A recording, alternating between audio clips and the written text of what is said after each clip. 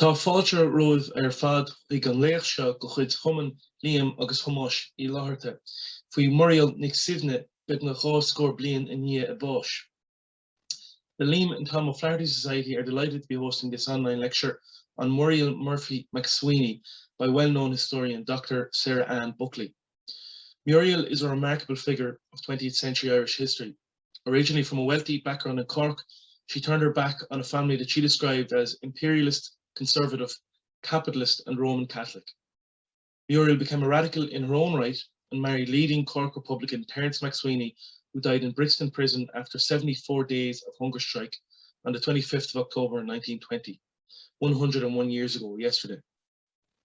She was the first woman to receive the freedom of New York City in 1922 and remained politically active as a left-wing radical until her death, aged 90 on the 26th of October 1982, 39 years ago today. The talk will be delivered today by Dr. Sarah-Anne Buckley of NUIG, an internationally recognized scholar in the field of modern Irish social history, particularly in the fields of Irish gender history and history of childhood and child welfare. She previously presented the documentary 74 Days, The Hunger Strike of Terence Mac Swiney on RTE1 and is currently president of the Women's History Association of Ireland. Sarah-Anne has published monographs, edited volumes and produced numerous articles. She is co-founder of the Irish Centre for the Histories of Labour and Class and a senior research fellow in the UNESCO Child and Family Research Centre. Tá súlaing go mana sé tainmh agus leon machnamh as a cuid cainte an seo tróna.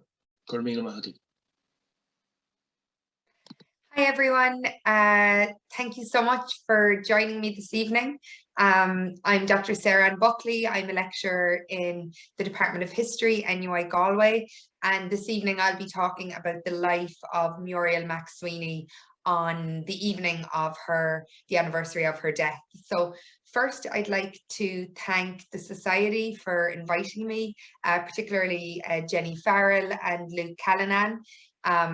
Thank you for tuning in, and I'm going to spend the next 35 to 40 minutes, I suppose, looking at Muriel's life.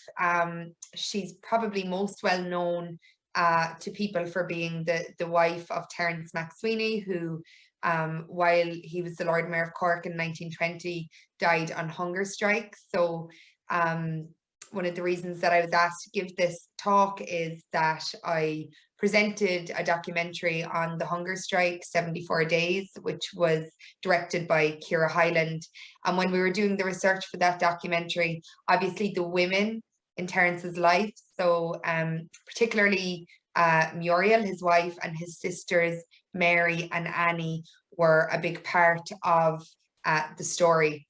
So I'm just going to share my PowerPoint here, 1 second. And just to say, I suppose, before I start, that so a lot of the images that I'm showing, particularly those that are colorized, like this image of Muriel, just to say thank you to my co-author of the Old Ireland Colour Books, Professor John Breslin, who gave permission to use these.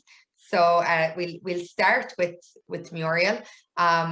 What I'd like to do over the next 35 to 40 minutes is, I suppose, talk about her earlier years, her family, I suppose how she got involved and engaged in the nationalist movement and in the Irish language movement. Throughout, I guess I'd like to refer to her own beliefs, her own political beliefs, and her, I suppose, ideas about religion, imperialism, her own association with different left-wing movements, particularly given the Society's interest. I'm going to talk a bit about her life with Terence, or Terry as he was known by some of his family, and then I suppose chronologically go through her visits or her tours of the United States after his death. And I'll mention, and not spend too long, but mention the issues with her daughter, their daughter Maura, who I suppose lots of people might know Muriel lost custody of her in 1932. Then I'll talk about her later life, particularly in Europe, and I guess put some questions about her legacy as, I suppose, a woman in a quite conservative Catholic society in the 20s and 30s in Ireland, her legacy as a wife, but also her role and her involvement with different left-wing movements. So this was a very important point to note on sources. I was really happy to be asked to do this, and one of the reasons I was asked was because of the 74 Days documentary. But like I personally, I haven't published on Muriel's life. My interest is, I suppose, the research for the documentary, and for this talk, what I've tried to do is look at as much as been published around her life, her writings, Terence's life, and also then to look at and probably refer to a good bit her own statement to the Bureau of Military History. So I try to use Muriel's own words as much as I can, but I'll also look at some of the sources here, and a lot, you know, she died in 1982, but she's been mentioned more than probably people realize, and I suppose just to flag these books and Dolan's entry to the Dictionary of Irish Biography, you can click on that link and you can look at it. You can there's, you know, Manus O'Riordan, who I'm sure many people will know very well, had sent me actually just after the documentary some pieces he had written, and we also have her letters to Angela Clifford. Margaret Ward's amazing book Unmanageable Revolutionaries also has Muriel, and then there's correspondence in the Mac Swiney papers in UCD. So there's a number of sources there, and more reading if people are interested. So I suppose to start with her early years, in the background to this slide, I have the entry to the birth register. She was the youngest of 6 children, I suppose, quite famously born into the wider Murphy brewery family. Her dad was Nicholas Murphy. He was the owner and director of Cork Distilleries, and she was her mother was his second wife, Mary Gertrude Purcell, who was the daughter of a manager of the provincial bank in Cork City. So I suppose quite regularly, Muriel talked about her family. She was estranged from them from really her teenage years. She was tutored at home, as many, I suppose, women of her class were, and she wrote later, and I suppose is recorded as having talked about how she felt she was kept away from other children or younger people who weren't of her social class, and she was living in Montenotte in Cork, and she completed her education in the St. Leonard's near Hastings, but she wrote in her own statement to the Bureau of Military History, but also in other correspondence, that she didn't really feel that she got that benefit of an education. It was almost more a finishing school. So even though she was an incredibly bright young woman, very engaged and interested, she felt that was something that she missed. This description of her family has been used by a number of scholars, but she stated, "My family, of course, were completely imperialistic, conservative, capitalistic, and Roman Catholic. And these were the ideas that they instilled with me and were deeply fostered." Now, as we go through the talk, we'll see almost, every one of these ideas being rejected by Muriel as she gets older and as she moves through her life. So I think that's quite interesting. Education, as I said, it was something that was very important to her when we talk more about how she became interested in nationalism and the Irish language. It was through newspapers, it was through printed sources. She was very well read. This is a description from her statement.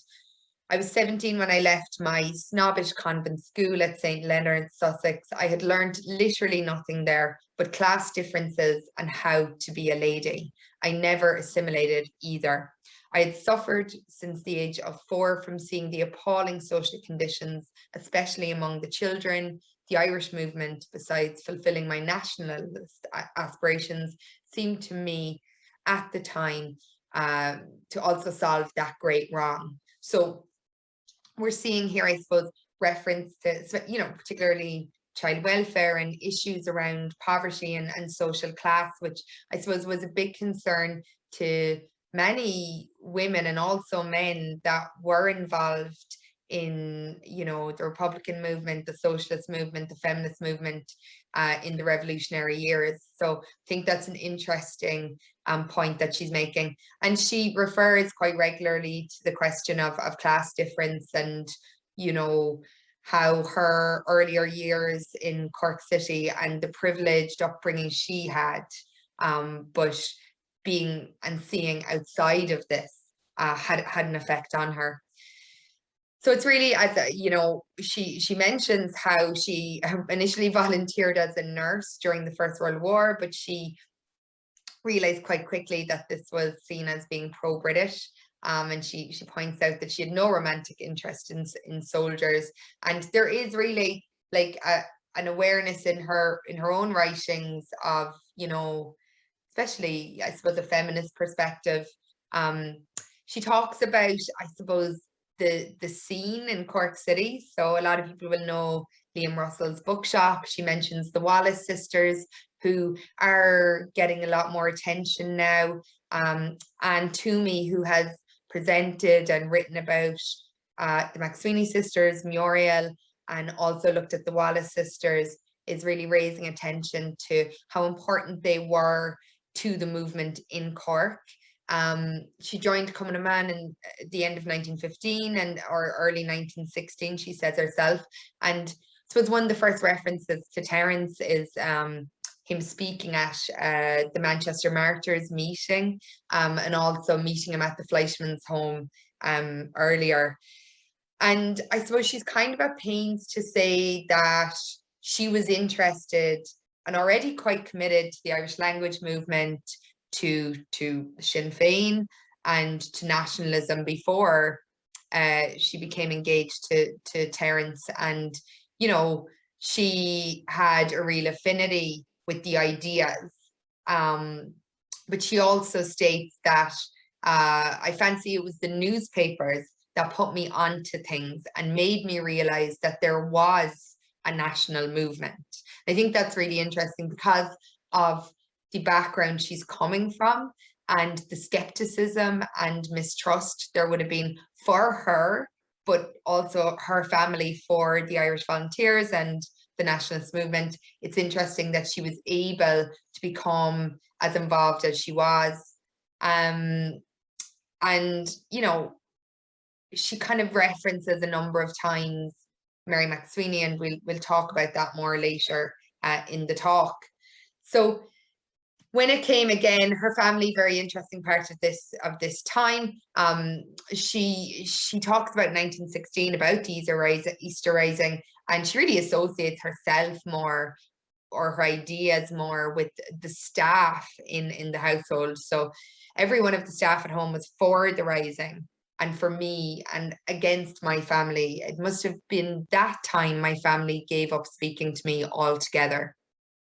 So that's around 1916 into 1917. And her, you know, her reference to her family: although I came from such a frightful family, the volunteers always treated me very well and trusted me. So that's something that comes through, I suppose, even in campaigns and movements where perhaps she falls out with people.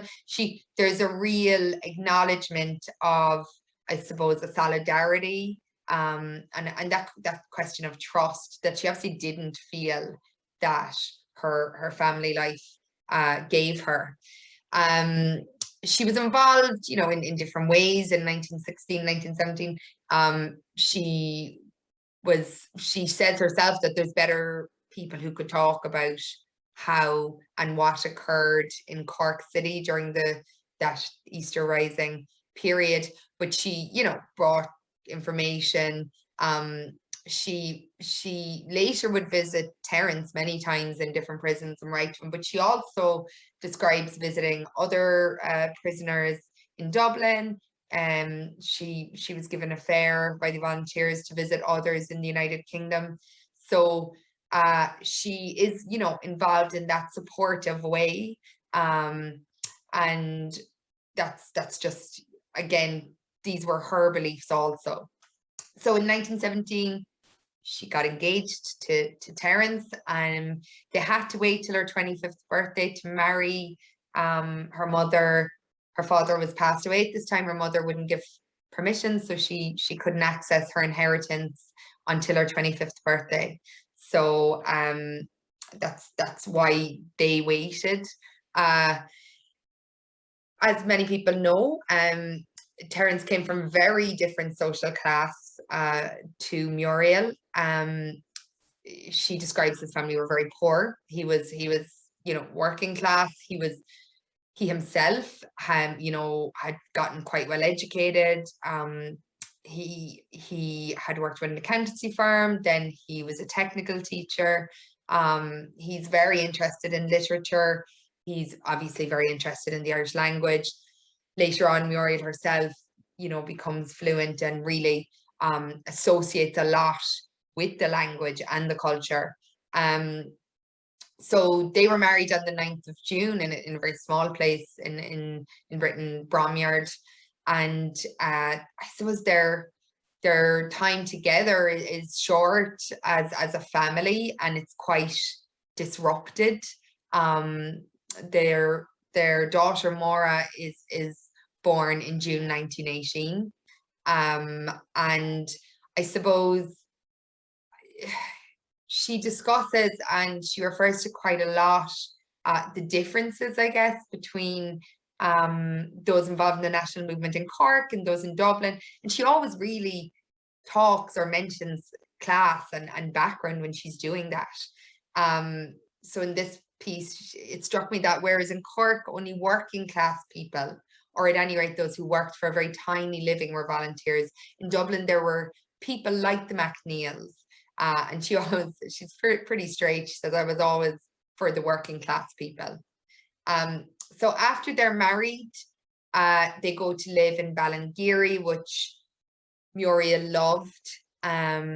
You know, she really loved Ballingeary, and later to Douglas Street in Cork. But she describes it as a very beautiful place in her time there, quite beautiful, and she very much liked visiting the Irish speakers. She liked, you know, obviously conversing with them, but also just spending time with them, and you kind of see that throughout. At this time, at the point in which they're married now, you know, her ideas around the Catholic Church aren't, like, she later publicly becomes an atheist, but at this point that's not the case.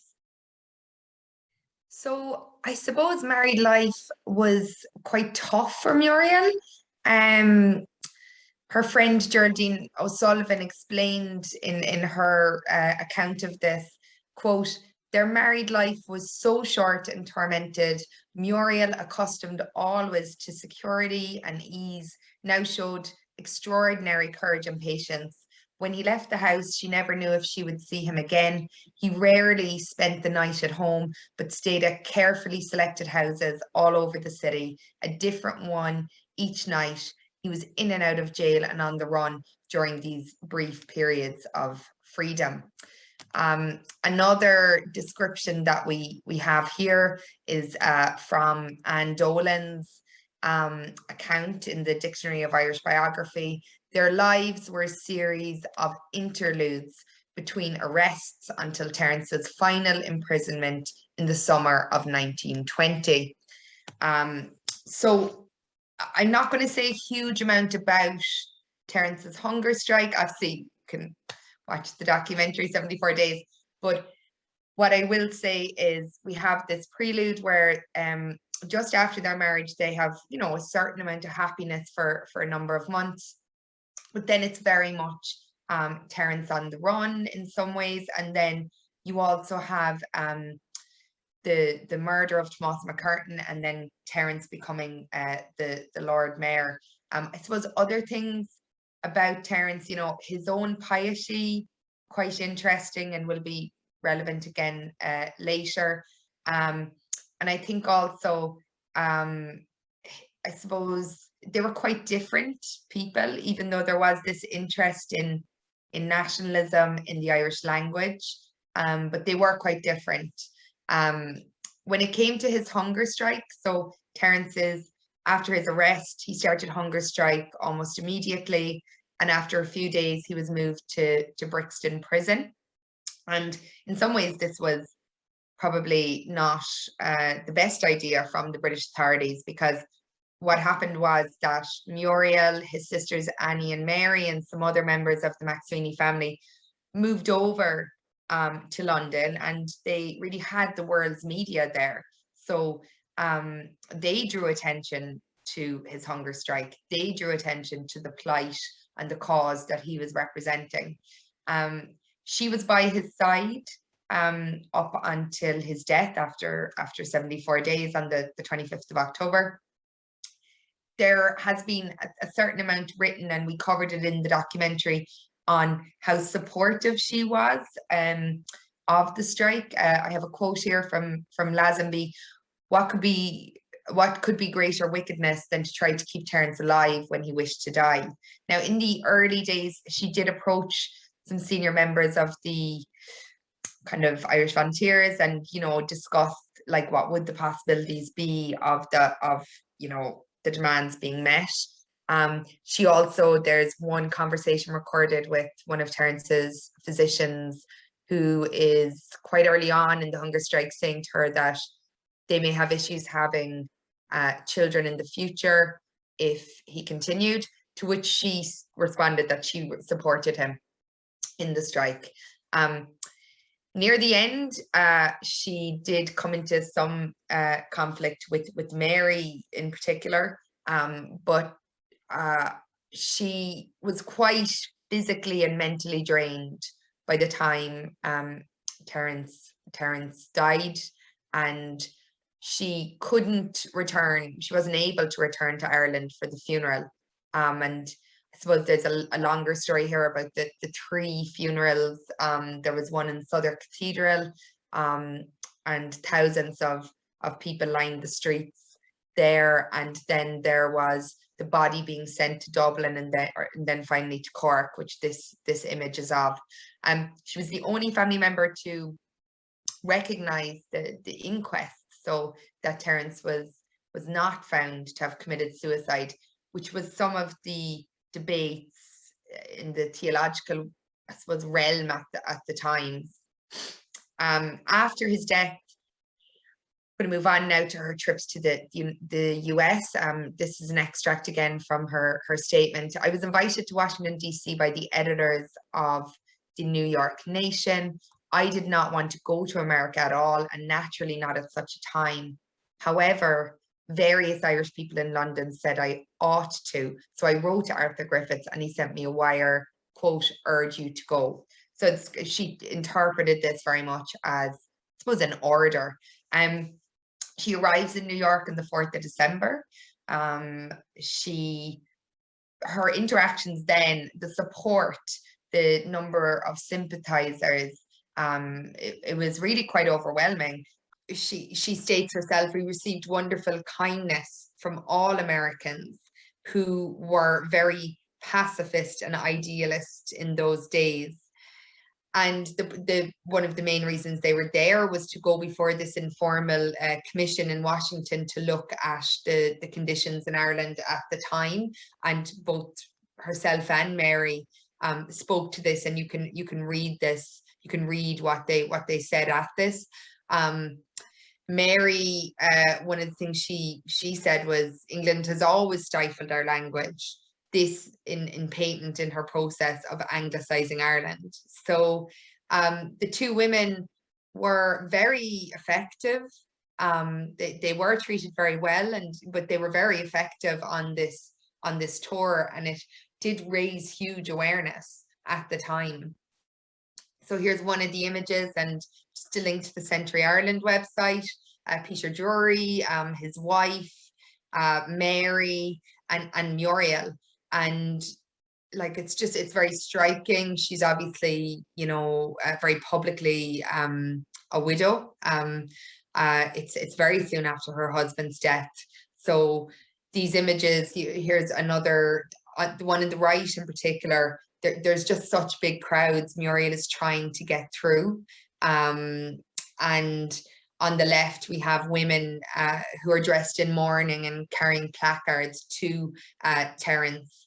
And this was taken at the Polo Grounds in New York. So huge crowds, huge scenes and images like this. And these are courtesy of the National Library of Ireland. It was also really reported in a number of newspapers, a lot of obviously the left-wing newspapers, but also more mainstream newspapers. We can see here the Butte Daily Bulletin, crowd wearing mourning meets widow of martyred Lord Mayor. So one of, I suppose, the big takeaways from this tour, Muriel was given the freedom of New York City. She was the first woman to do so. As she said herself, she was given it because of Terence's life and their life together. She acknowledges that, but it was a very significant moment, and she really was taken quite well over there. So when she returns from the US, I suppose the next key moment is her opposition to the treaty. And there is a letter that was read out by in the Dáil, and by Professor William Stokely, and it was her public opposition to the treaty, as with many other women actually of her political and other motivations. In 1922, in July, she was part of a garrison with Cathal Brugha, and after her brief imprisonment, she embarks on another lecture tour in the US. So this time with Linda Kearns. Now, this probably isn't as successful as the last, but it was very much to raise awareness or gain support for the Republic. And she leaves her daughter Maura with the O'Reilly family at this time. Some of the key moments, and I suppose relevant to the society and to those interested in that period of, I suppose, nationalism and republicanism in the US. She was involved in the occupation of the Irish consular offices, and she actively lobbied for the release of Jim Larkin. So she's very involved in her time over there with Linda Kearns in that campaign. And I suppose it signals where her interests are going, her political interests in the coming years. So she returns to Ireland in 1923. At this point, and particularly after the Civil War and after, I suppose, some of the attitudes of the Catholic hierarchy to those against the treaty, she became a self-proclaimed atheist. She became involved in the Irish Communist Party, and that would signal to her later life as well. And she became more closely involved in Labour politics. So she joined Larkin on the executive of the Irish Worker League, which for a brief period, you know, in the 1920s up to 1928 was becoming effective. And she, from late 1923, moves to Germany. Now, over the next, I suppose, this 10-year period, she takes Maura with her. She sends her to a number of boarding schools, to some progressive schools. And she herself travels quite widely, getting involved in different left-wing movements in Switzerland and France and in Germany. The question of her custody of Maura, I'm not going to go into it too much here. I think people have different opinions on that. One of the arguments of, I guess, Muriel leaving her in different schools, part of it was, I suppose, her own background and her own, I suppose, relationship with her family, and where children and how children should be reared. There's some discussion that she didn't want a relationship with Mary, and that she did not like the Roman Catholic interest there.